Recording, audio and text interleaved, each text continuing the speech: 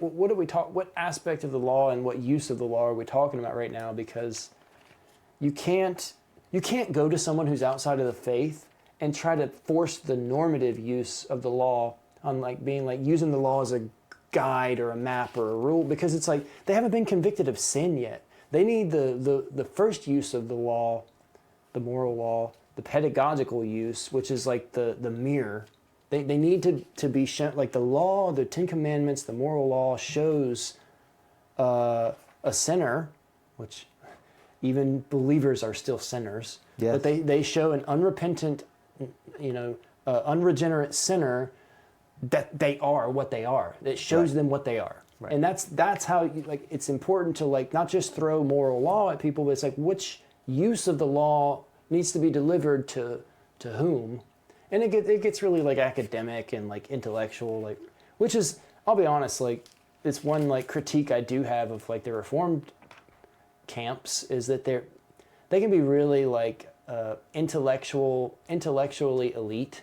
Like they act like really like just like the Pharisees. Kinda, yeah. They know what to say and they know what to talk about. Man, just live it and have like a heart for Christ and like you can.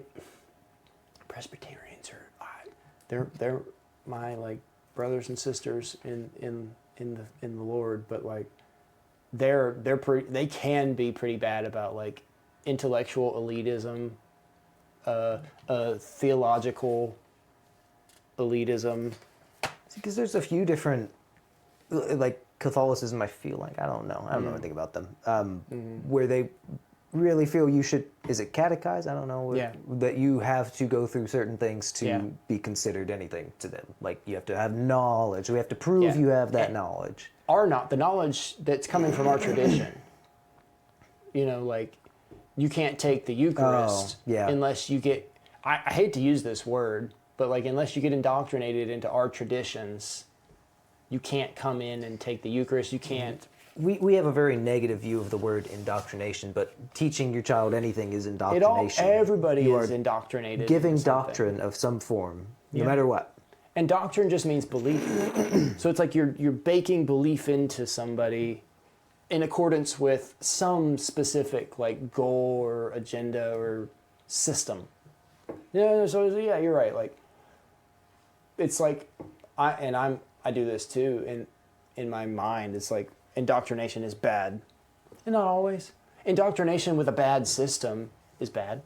Indoctrination with communist ideology, I think, I'm of the opinion, is bad. Yeah, I agree. But if you're indoctrinating like with the law of Christ, with like the scriptures and the faith that has been handed down from and through the apostles, then like which you get all sorts of different like splintering, and that's one of the greatest like attacks. I shouldn't say great. By great I mean like widespread attacks against Christianity at large is like the different splintering factions and even just after the Reformation when we got back to like let's just like focus on the scriptures and then scale that up another few hundred years, and you've already got people like going all these different directions post-Enlightenment, in like 1800s,